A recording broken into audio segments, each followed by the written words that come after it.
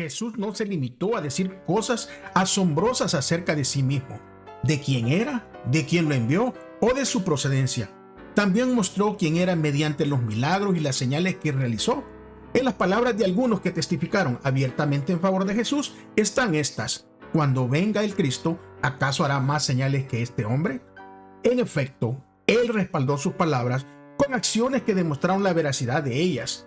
Pero a medida que el drama continúa, comienza una división entre la gente. La curación del hombre junto al estanque de Betesda atrae la ira de algunos líderes. La discusión en Capernaum tras la alimentación de los 5,000 da lugar al rechazo de Jesús por parte de las multitudes. La resurrección de Lázaro suscita fe en algunos, pero desencadena en otros una hostilidad que conducirá al juicio y a la ejecución de Jesús. Comencemos. Bienvenido a Brother to Brother, un lugar de estudio de la palabra de Dios, donde Dios está presente, donde la esperanza es real, donde Dios es glorificado, donde su palabra cobra vida. Escuela sabática, reflexiones, estudios bíblicos y más. Gracias por estar aquí.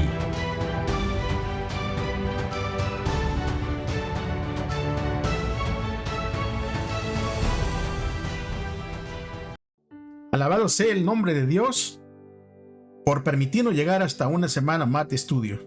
Sean muy bienvenidos a su programa Brother to Brother. El saludo de parte de su amigo, de su hermano Gerson Anaya. Antes de comenzar, les quiero hacer siempre la recomendación de que traiga su Biblia, que traiga sus libros de estudio y también algo con que tomar nota. Y la invitación para que se una a nosotros a través de la línea de oración Madrugando con Jesús los días lunes, miércoles y viernes, 5 de la mañana, hora de California.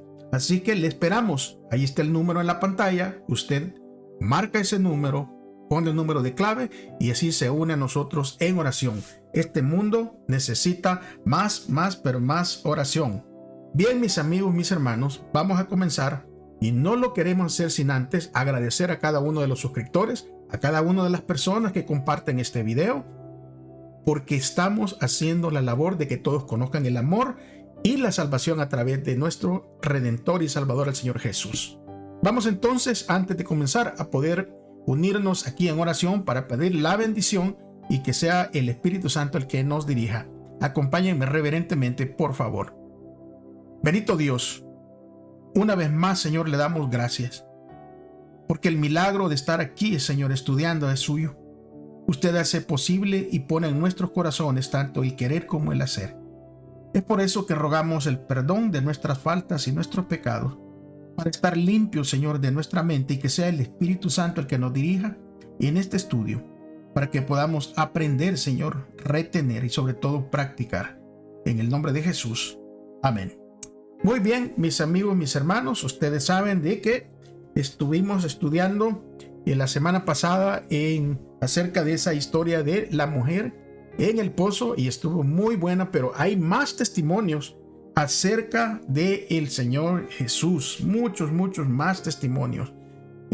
Vamos a leer entonces el versículo de memoria. Acompáñame, abra su Biblia, por eso es que es súper importante que usted tenga su Biblia, que se encuentra en el libro de Juan, capítulo 12, versículo 32, un versículo corto que lo podemos memorizar para honra y gloria del Señor Jesús. Dice de la siguiente manera: y cuando yo sea levantado de la tierra, a todos atraeré hacia mí. La lección de esta semana examina algunos que dieron testimonio en favor de Jesús.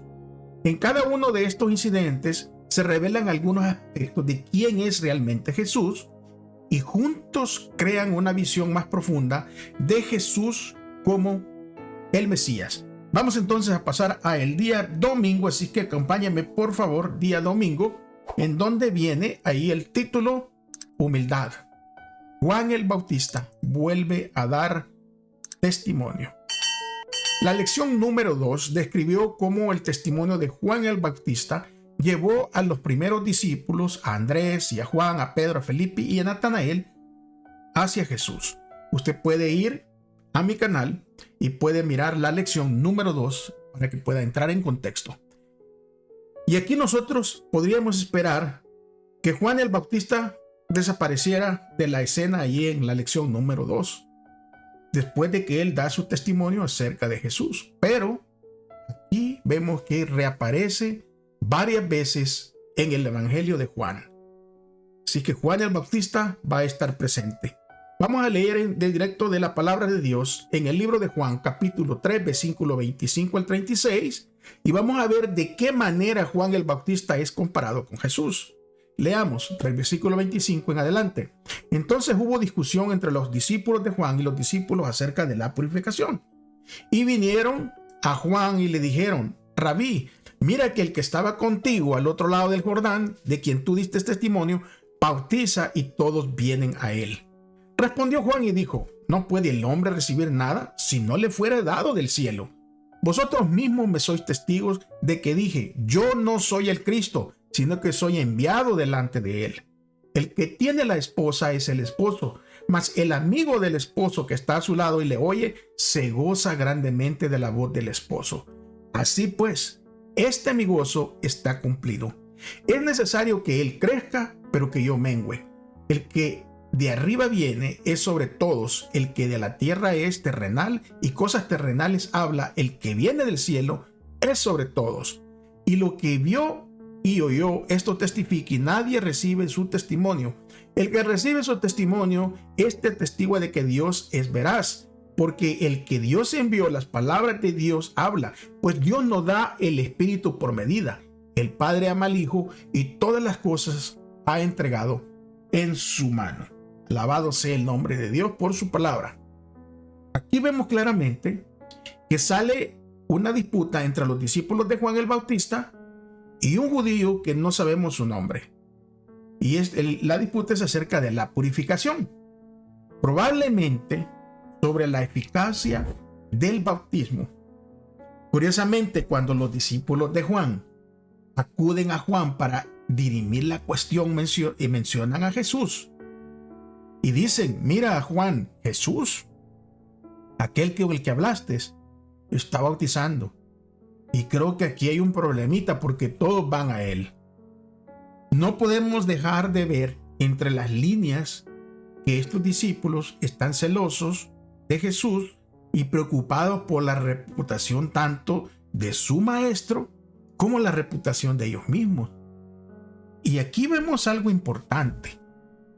Porque hubiese sido bien fácil para que Juan se diera a los cielos. Pero Juan no lo hizo. ¿Por qué? Porque Juan conocía bien su misión. Por el contrario, cuando vinieron y le dijeron esta información a Juan, él recordó a sus discípulos que él nunca pretendió ser el Cristo, sino que en cambio, en vez de señalarse a él como el Cristo, señala al Señor Jesús. Y él dice: miren, yo vine aquí únicamente, mi propósito, mi misión era prepararle el camino y hacer su testigo. Y utilizando la ilustración de una boda, se compara a sí mismo con ese mejor amigo del novio y a Jesús con el novio.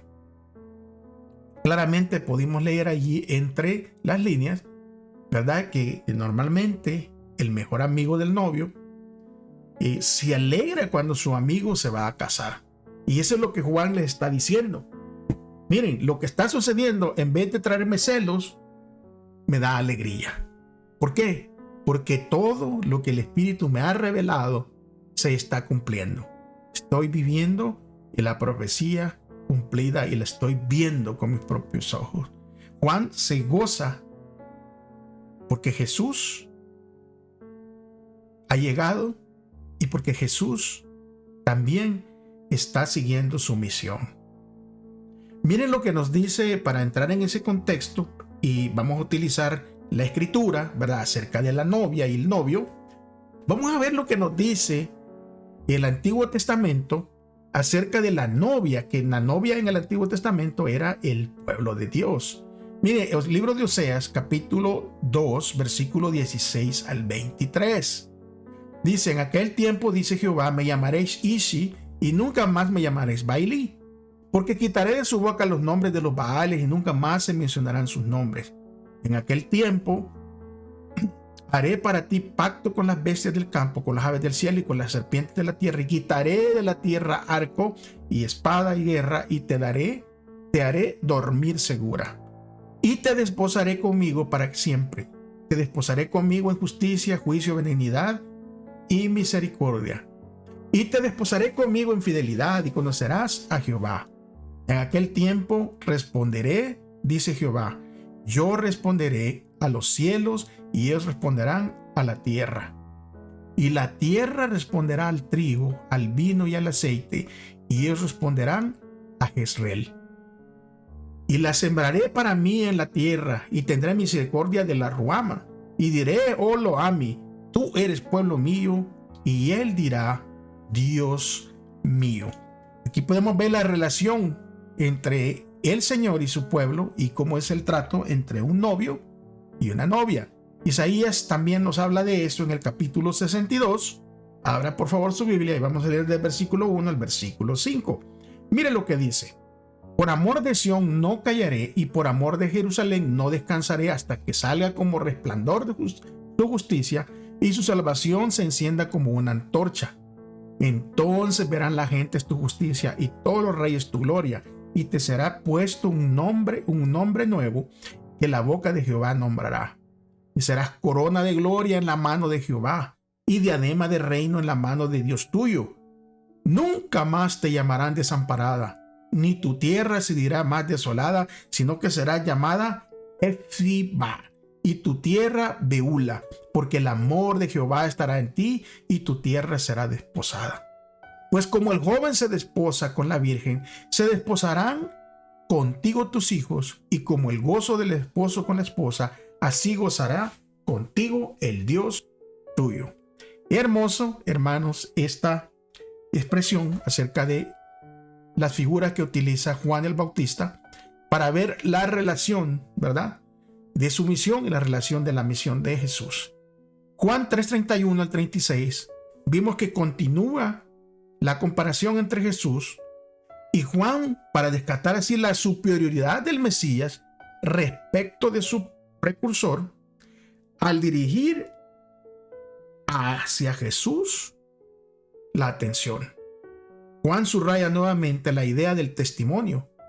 Quienes reciben ese testimonio y creen en Jesús, les dice él, tienen vida eterna. Quienes no lo reciben, quedan bajo la ira de Dios. Eso dice el texto. Dios ama al mundo y envió a su Hijo para salvarlo, de acuerdo con Juan 3:16. Pero quienes rechazan el regalo que se les ofrece, enfrentarán la consecuencia de sus propios pecados. Y esa consecuencia, lamentablemente, es la muerte eterna. Nosotros deberíamos de aprender la lección de la humildad en relación con Dios y con los demás.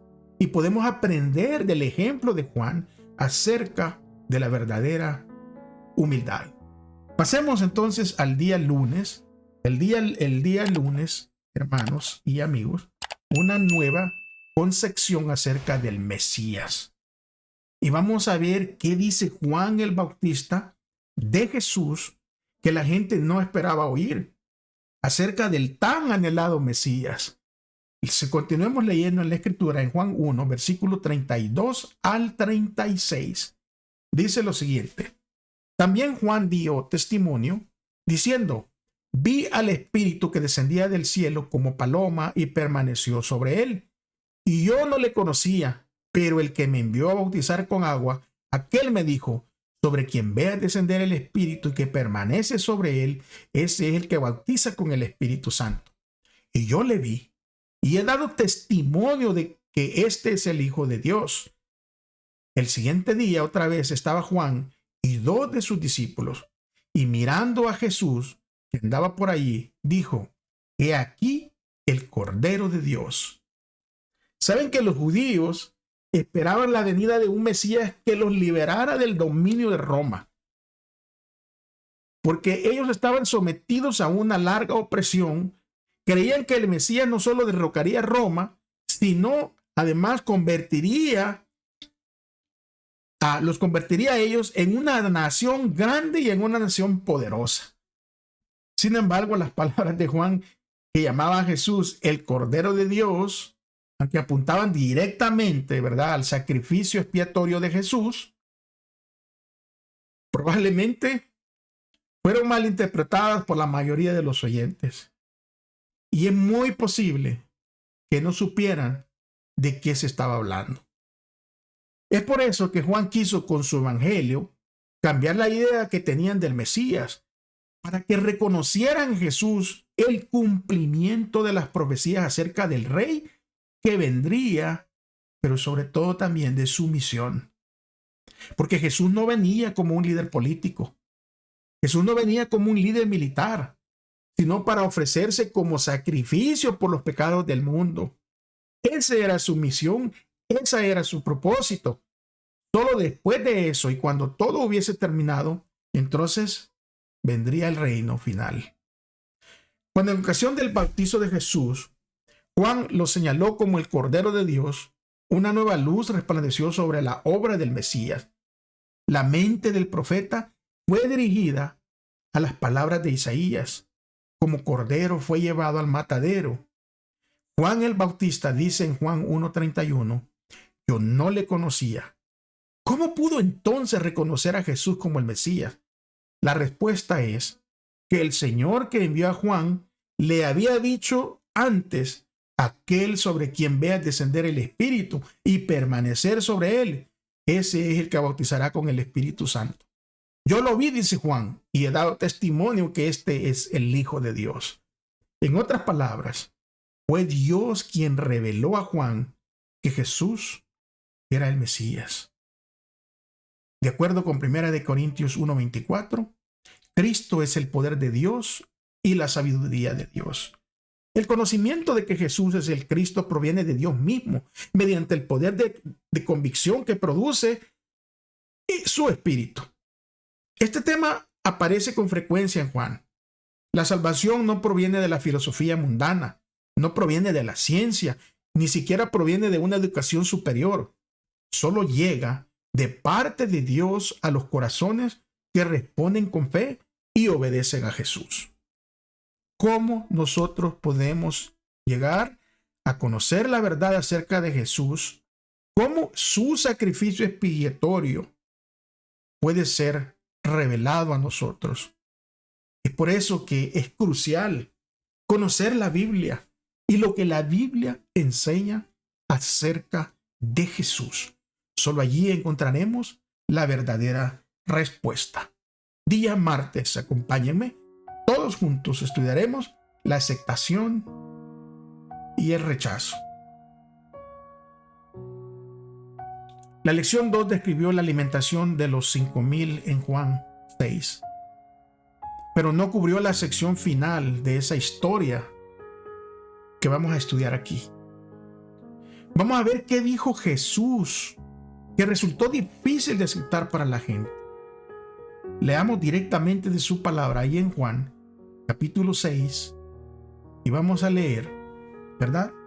Muy adelante del versículo 1, vamos a leer, del versículo 51 al versículo 71. Así es que abra su Biblia, recuérdense que venimos a estudiar, y la única manera de estudiar no es escuchando mi opinión, sino leyendo directamente de la palabra de Dios. Juan 6, 51 al 71. Jesús dijo, yo soy el pan vivo que descendió del cielo. Si alguno comiere de este pan, vivirá para siempre. Y el pan que yo daré es mi carne, la cual yo daré por la vida del mundo. Entonces los judíos contendían entre sí diciendo, ¿cómo puede éste darnos a comer su carne? Jesús les dijo, de cierto os digo, si no coméis la carne del Hijo del Hombre y bebéis su sangre, no tenéis vida en vosotros. El que come mi carne y bebe mi sangre tiene vida eterna, y yo le resucitaré en el día postrero. Porque mi carne es verdadera comida, y mi sangre es verdadera bebida. El que come mi carne y bebe mi sangre, en mí permanece, y yo en él. Como me envió el Padre viviente, y yo vivo por el Padre, asimismo el que me come, él también vivirá por mí. Este es el pan que descendió del cielo, no como vuestros padres comieron el maná y murieron. El que come de este pan vivirá eternamente. Estas cosas dijo en la sinagoga enseñando en Capernaum. Al oírlas, muchos de sus discípulos dijeron: dura es esta palabra, ¿quién la puede oír? Sabiendo Jesús en sí mismo que sus discípulos murmuraban de esto, les dijo: ¿esto os ofende? Pues qué, si vieres al Hijo del Hombre subir a donde estaba primero. El Espíritu es el que da vida, la carne para nada aprovecha. Las palabras que yo os he hablado son espíritu y son vida. Pero hay algunos de vosotros que no creen. Porque Jesús sabía desde el principio quiénes eran los que no creían y quién le iba a entregar. Y dijo: por eso os he dicho que ninguno puede venir a mí si no le fuere dado del Padre. Entonces muchos de sus discípulos volvieron atrás y ya no andaban con él. Dijo entonces Jesús a los 12: ¿queréis acaso iros también vosotros? Le respondió Simón Pedro: Señor, ¿a quién iremos? Tú tienes palabras de vida eterna, y nosotros hemos creído y conocemos que tú eres el Cristo, el Hijo del Dios viviente. Jesús le respondió: ¿no os he escogido yo a vosotros los 12, y uno de vosotros es el diablo? Hablaba de Judas Iscariote, hijo de Simón, porque este era el que le iba a entregar y era uno de los 12. Tremenda lectura. Después de ser alimentada milagrosamente esta multitud por Jesús, la gente estaba dispuesta en ese momento a coronarlo rey. Se recuerdan que habían llegado como 5,000 hombres. ¿Por qué habían llegado estos hombres? Bueno, en los comentarios de las lecciones anteriores pudimos ver de que muchos de estos hombres pensaban que allí se iba a iniciar el ejército que iba a derrocar a los romanos. Y es por eso que estos hombres llegaron dispuestos a que Jesús fuera su comandante, que fuera su rey, que fuera su capitán del ejército. Luego, Jesús explica en la sinagoga de Capernaum el significado espiritual del milagro, de lo que acaba de pasar en ese lugar donde lo querían coronar como rey después de haberlos alimentado. Él les dice: yo soy el pan de vida. Explica con más detalles que este pan es su carne, que da para la vida del mundo. Esto abrió los ojos de la multitud al hecho de que Jesús no sería su rey terrenal, y allí cambiaron las cosas. ¿Por qué? Porque en la mente de ellos no encajaba en el molde del pensamiento terrenal. Se salió completamente del esquema que ellos habían pensado, y entonces rechazaron la conversión. Esa conversión que transformaría su forma de pensar para que pudieran reconocer y aceptar a Jesús como el Mesías. Y muchos de sus discípulos lo abandonaron desde ese momento. La historia se sigue repitiendo hoy en día. Muchas personas buscan a Jesús para que solucione sus problemas terrenales. Y cuando a veces no ven que Jesús va a resolver ese problema terrenal, simplemente abandonan, le dan la espalda. Y eso es triste, porque Jesús no vino aquí para resolver los problemas terrenales de este mundo. Jesús vino para salvar lo que se había perdido, la eternidad del hombre, lo que Adán le entregó al enemigo en el jardín del Edén. Jesús vino a eso, a restaurar el Edén en la tierra, a restaurar nuestras vidas. Y por supuesto que puede resolver nuestros problemas terrenales, pero ese no es el centro. Porque muchos murieron siguiendo a Jesús. Muchos dieron su vida siguiendo a Jesús.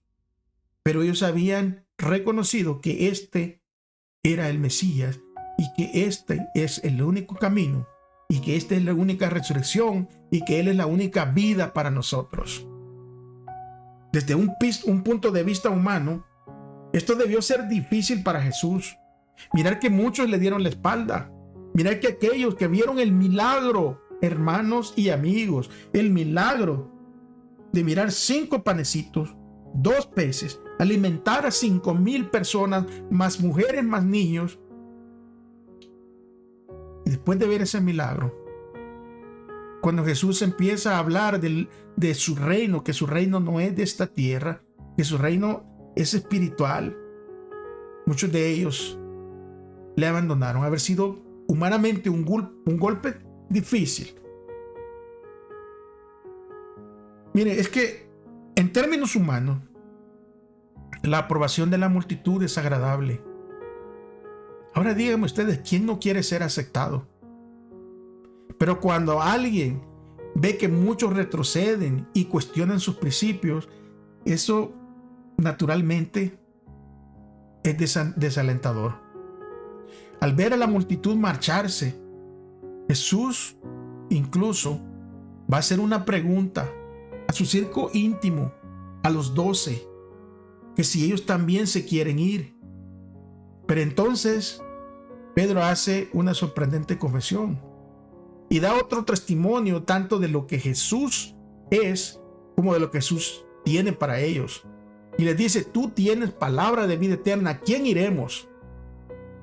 Y nosotros creemos y conocemos que tú eres el Santo de Dios. Los discípulos llevaban bastante tiempo viajando con Jesús, viendo sus milagros y escuchando sus sermones. Sabían por experiencia que no había nadie como Él. Y es por eso que es importante conocer a Jesús a través de las Escrituras, a través de sus palabras, porque únicamente en esa relación tendremos nuestra fe bien cimentada en la roca para no darle la espalda. Es por eso que la convicción se había apoderado de ellos. Y no importaban, por insólitas que fueran algunas situaciones y por mucho que todavía ni siquiera entendían, ni siquiera comprendían completamente el propósito de su venida. Pero si algo sí sabían, que este era el Mesías. Y miren, nosotros tenemos que tener también esa certeza. Independientemente de las situaciones que estemos pasando, independientemente de que si estamos al borde incluso de la muerte, tenemos que tener la certeza de que Jesús es nuestro Mesías y que Él regresa pronto para acabar con todo, inclusivemente con la muerte. Saben que los discípulos, solo después de la muerte de Jesús y después de la resurrección, empezaron a entender por qué Jesús había venido a este mundo. Nosotros también podemos aprender de esta historia. Y tenemos que entender a veces de que la mayoría suele estar equivocada. Y tenemos que recordar esto, especialmente en los aspectos de nuestra fe, que son impopulares para la mayoría. Y no solo para la mayoría del mundo. Nuestros valores y nuestra fe, nuestra manera de mirar al Señor no son populares incluso entre la mayoría de los cristianos. Nosotros nos ven como el patito feo, como el animalito raro. Pero ¿saben qué? Lo único que nos tiene que preocupar es que Dios nos vea con sus ojos de amor y que esté con nosotros. Día miércoles, mis hermanos. El día miércoles, aquí viene el testimonio de testimonios. O sea, una cosa es lo que dicen los hombres, lo que ven los hombres, lo que sienten los hombres. Por el testimonio del Padre. Ese es el que sella completamente quién es Jesús. Si notamos en Juan 1, versículo 1, en donde dice: en el principio era el verbo, y el verbo era Dios, y el verbo estaba con Dios. El Evangelio de Juan comienza hablando de la palabra logos, el verbo, como de alguien que está con Dios. como alguien que está con el Padre. Y nos habla también que cuando el Verbo se hizo carne, el Espíritu dio testimonio de Jesús al descender sobre él en ocasión de su bautismo. Pero el Padre también dio testimonio de Jesús durante su ministerio terrenal. Veamos qué dice Jesús aquí acerca del Padre. Juan 5, versículo 36 al 38. Mas yo tengo mayor testimonio que el de Juan, porque las obras que el Padre me dio para que cumpliese, las mismas obras que yo hago, dan testimonio de mí que el Padre me ha enviado. También el Padre que me envió ha dado testimonio de mí. Nunca habéis oído su voz, ni habéis visto su aspecto, ni tenéis su palabra morando en vosotros, porque a quien él envió, vosotros no le creéis. Jesús vincula al Padre con las obras y los milagros que él había realizado. Tiene muy en claro el hecho de que el Padre lo envió y también de que había dado testimonio acerca de él. Ya vimos lo que dice Jesús acerca del Padre. Ahora miramos lo que dice el Padre acerca de Jesús. Mateo capítulo 3, versículo 17. Y vamos a ver varios versículos. Mire lo que dice aquí en Mateo 3, 17. Y hubo una voz de los cielos que decía: este es mi Hijo amado, en quien tengo complacencia. El Padre dando testimonio de Jesús. Mateo 17, 5. Mientras él aún hablaba, una nube de luz lo cubrió. Y aquí una voz desde la nube que decía: este es mi Hijo amado, en quien yo tengo complacencia, a él oíd. Y Marcos capítulo 1, versículo 1 dice: y vino una voz de los cielos que decía: tú eres mi Hijo amado, en ti tengo complacencia. Lucas capítulo 3, versículo 22. Y descendió del Espíritu Santo sobre él en forma corporal, como de paloma, y vino una voz del cielo que decía: tú eres mi Hijo amado, en ti tengo complacencia. Y segunda de Pedro, capítulo 1 y versículo 17 y 18. Dice: pues cuando él recibió de Dios Padre honra y gloria, le fue enviada desde la magnífica gloria una voz que decía: este es mi Hijo amado, en el cual tengo complacencia. Y nosotros oímos esta voz enviada del cielo cuando estábamos con él en el monte santo. Aquí Pedro dice: miren, nosotros escuchamos esa voz de lo que ha dicho el Padre acerca de su Hijo. O sea, aquí prácticamente nadie les está contando a ellos. Ellos dicen: nosotros escuchamos. ¿Saben que en el bautismo de Jesús, el Padre y el Espíritu se unieron al Hijo para destacar esta importante ocasión? ¿Cuál es esa ocasión? El comienzo del ministerio de Jesús. Y aquí claramente el Padre afirma que Jesús es su Hijo amado, en quien se complace. Pero en un momento crucial del ministerio de Cristo, o sea, no en cualquier lugar, el Padre vuelve a hablar esta vez según consta en el Evangelio de Juan. Las cosas estaban llegando a un punto culminante en los últimos días de ese ministerio.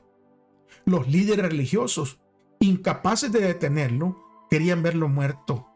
Ahora lo querían ver muerto más que nunca. Las multitudes estaban muy entusiasmadas por él, sobre todo porque cada vez más gente lo seguía al oír el testimonio de quienes lo vieron resucitar a Lázaro. Incluso, oiga bien, incluso unos griegos que estaban allí para la fiesta querían ver a Jesús. En respuesta a las palabras de Jesús en Juan 12, 28, Padre, glorifica tu nombre. El Padre vuelve a hablar desde el cielo: lo he glorificado y lo glorificaré otra vez. Como ya hemos visto, la hora de gloria de Jesús, y lo hemos estudiado, fue en la cruz. Por lo tanto, el testimonio del Padre en favor de Jesús apunta al gran sacrificio del Cordero de Dios por los pecados del mundo. La cruz es la culminación de su ministerio terrenal. Su muerte en favor de nuestro favor pagó la deuda completa por nuestros pecados. Gracias a él, por la fe, nosotros ya no tenemos que afrontar esa deuda.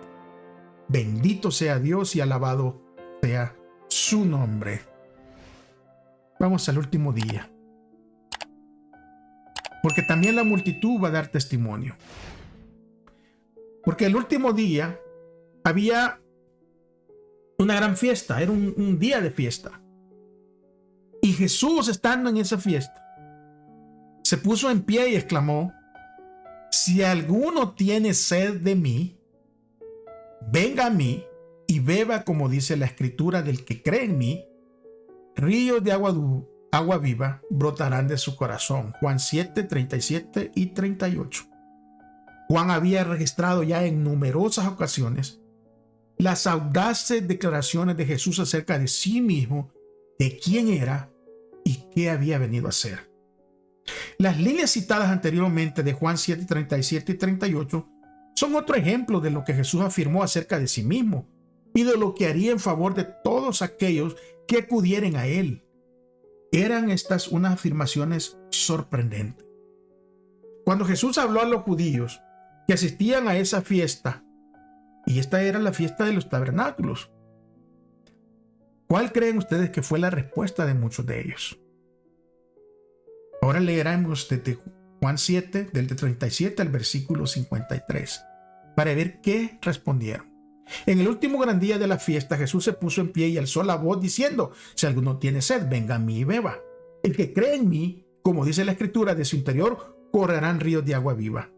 Esto dijo del Espíritu que habían de recibir los que creyesen en él, pues aún no había venido el Espíritu Santo, porque Jesús no había sido aún glorificado. Entonces, algunos de la multitud, oyendo estas palabras, decían: verdaderamente este es el profeta. Otros decían: este es el Cristo. Pero algunos decían: ¿de Galilea ha de venir el Cristo? ¿No dice la escritura que del linaje de David y de la aldea de Belén, de donde era David, ha de venir el Cristo? Hubo entonces una disensión entre la gente a causa de él, y algunos de ellos querían prenderle, pero ninguno le echó mano. Los alguaciles vinieron a los principales sacerdotes y a los fariseos, y estos le dijeron: ¿por qué no le habéis traído? Los alguaciles respondieron: jamás hombre alguno ha hablado como este hombre. Entonces los fariseos le respondieron: ¿también vosotros habéis sido engañados? ¿Acaso ha creído en él alguno de los gobernantes o de los fariseos?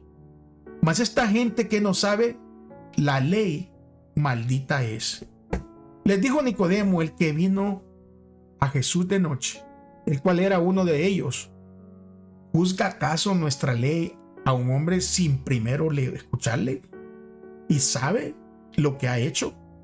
Respondieron y le dijeron: ¿eres tú también Galileo? Escudriña y ve que de Galilea nunca se ha levantado profeta. Algunos dijeron que él era profeta anunciado por Moisés. Otros pensaron que Jesús era el Cristo, el Mesías. Pero esto suscitó el argumento de que el Mesías no vendría de Galilea, que debería de ser descendiente de David y que tenía que nacer en Belén. Todo esto, lo cual era cierto, se cumplía en Jesús, aunque muchos, por no haber estudiado, por no poner atención a las profecías, no lo sabían. Porque el libro de Mateo, en el capítulo 1 y el versículo 1, habla de la genealogía de Jesucristo. Y ahí se deja en claro que viene del linaje de David. Ahí dice hijo de David, hijo de Abraham. Mateo capítulo 2 y versículo 1 dice claramente: cuando Jesús nació, ¿a dónde? En Belén de Judea, en días del rey Herodes. Claramente, lo que ellos estaban dudando de que Jesús no era, que tenía que ser de la raíz de David y que tenía que nacer en Belén, Jesús ya lo había cumplido. Porque saben muy bien que aquellos que se apegaron a las profecías y estudiaron y escudriñaron las escrituras, pudieron tener un encuentro con Jesús desde el principio. Tanto fue el hecho de aquellos sabios, se recuerdan que vinieron del oriente porque habían estudiado las profecías y vinieron a rendirle honor y culto al Rey de Reyes, al Rey del Universo, aquel bebé que había nacido en un pesebre. Pero incluso los oficiales que habían mandado los fariseos quedaron perplejos, porque escucharon la elocuencia, la exposición de la palabra de Dios a través de los labios de Jesús. Los fariseos respondieron a los oficiales con una pregunta: ¿ha creído en él alguno de los gobernantes o de los fariseos? O sea, prácticamente lo que estaba diciendo estos hombres es: ¿ha creído alguien de nosotros en este Jesús? Esta pregunta de los fariseos le da lugar a Juan poner en su evangelio, le dio la oportunidad de, una vez más, convocar a Nicodemo como testigo de quién era Jesús. Recuerda que Nicodemo, tras su encuentro con Jesús, después de haber recibido esa cátedra de doctrina, de amor, Nicodemo ahora estaba convencido que tenía que nacer de nuevo. Y ahora lo protegía de todas las maquinaciones de todos sus compañeros que hacían. Y Nicodemo, utilizando las mismas escrituras, viene a interceder por Jesús. Dice: ¿juzga nuestra ley a un hombre sin oírlo primero y sin entender lo que ha hecho? Nos podemos hacer una pregunta: ¿había aceptado Nicodemo a Jesús como el Mesías? Porque aquí vemos una intervención en favor de Jesús ante el Sanedrín. Y tal vez esto no sea suficiente para conformarlo. Pero, después miramos otra acción, ¿verdad? Con más valentía y también expuesto ante el público. Porque después podemos ver a Nicodemo junto con José de Arimatea atendiendo, ¿verdad?, al Señor Jesús, bajándolo de la cruz, y Nicodemo trayendo 100 libras para ungir el cuerpo. Porque si eso no es evidencia de que este hombre había aceptado a Jesús, pues ¿cuál era? Y entonces la respuesta a esta pregunta que los fariseos están haciendo, la respuesta es sí. Sí, fariseos. Uno de ustedes creyó en él. ¿Por qué? Porque abrió su corazón, pudo ver al verdadero Jesús y conocer el verdadero amor a través del Mesías, que se hizo carne para habitar entre nosotros. Muchos de nosotros tenemos que abrir nuestro corazón, independientemente de qué tan estudiados somos y que tal vez no tuvimos la oportunidad de estudiar, que tanto conocemos, incluso si somos incrédulos. Hay que abrir nuestro corazón y darle una oportunidad al Espíritu Santo para que muera en nuestros corazones y nos haga ver el mundo espiritual que nos ofrece Cristo Jesús. Pero sin embargo, estos líderes que estaban cegados por el ansia del poder y que estaban cegados porque ellos habían puesto su mirada en todos los beneficios que ellos obtenían siendo líderes, en todo lo que ellos podían hacer y deshacer con el pueblo, y se habían olvidado del mundo espiritual, de cuidar espiritualmente al pueblo. Y esto es lo que decían. Mira, esto es insólito para mí, porque ellos catalogaron a todos los demás, toda esa multitud que estaba dando testimonio de quién era Jesús. Ellos lo catalogan como esta gente que nos conoce la ley, maldita es. Imagínense. ¡Wow! Tremendo. Saben que todos estos maestros de Israel eran esclavos del formalismo. Los fariseos y los saduceos estaban en constante contienda. Dejar a Jesús era caer entre los que se aferraban a ritos y ceremonias y entre hombres ambiciosos que buscaban su propia gloria. Hay muchos de esos hoy en día. Muchos predicadores que no buscan la honra y la gloria de Cristo, sino que buscan su propia gloria. Los discípulos habían encontrado más paz y gozo desde que habían aceptado a Cristo que en toda su vida anterior sin Cristo. O sea, ¿cómo podrían volver a aquellos que habían despreciado y perseguido al amigo de los pecadores? Habían estado buscando durante mucho tiempo al Mesías, ahora había venido y no podían apartarse de su presencia para ir a aquellos que buscaban su vía y que los habían perseguido por haberse hecho discípulos de Jesús. Y es por eso que Pedro pudo decir: ¿a quién iremos? Ellos no podían dejar de la enseñanza de Cristo, sus lecciones de amor y misericordia, por las tinieblas de la incredulidad, la iniquidad del mundo.